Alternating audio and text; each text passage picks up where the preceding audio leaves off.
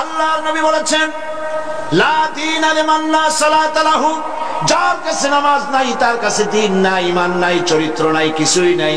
আল্লাহর নবী বলেছেন, আল্লাহর বান্দা এবং কাফেরের মধ্যে পার্থক্য কি? পার্থক্য হলো নামাজ।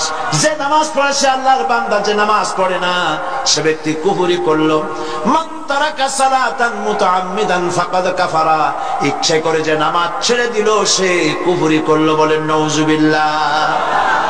আদমশুমারিতে আপনার নাম মুসলমান থাকতে পারে, ভোটার লিস্টে আপনার নাম মুসলমান থাকতে পারে, পাসপোর্টে আপনার নাম মুসলমান থাকতে পারে, কিন্তু আপনি নামাজ পড়েন না, আল্লাহর কসম আল্লাহর খাতায় আপনি মুসলমান নন।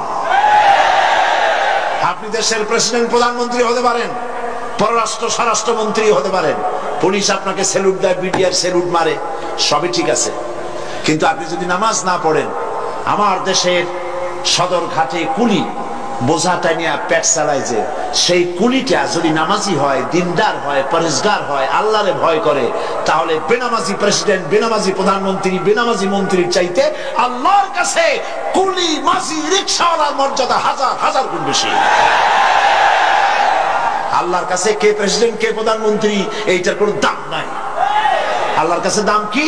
ইন্না আকরামাকুম ইনদাল্লাহি আতকাকুম।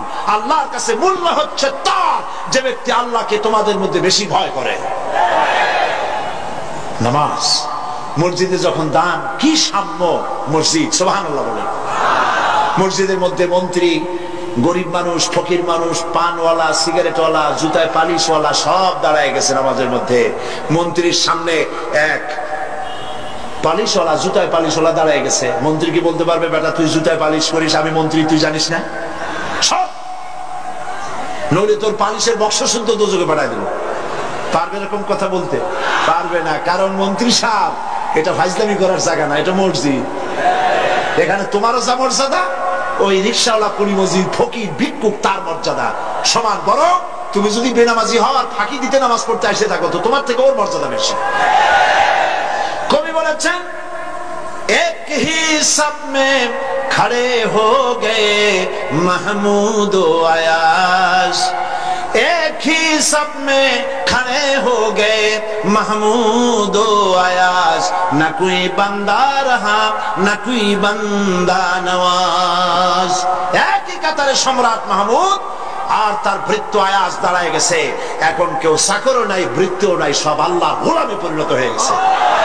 নামাজ, ইসলামী সরকার হলে প্রথম কাজ হবে নামাজ পড়া। নামাজ পড়বে, কাজে বরকত।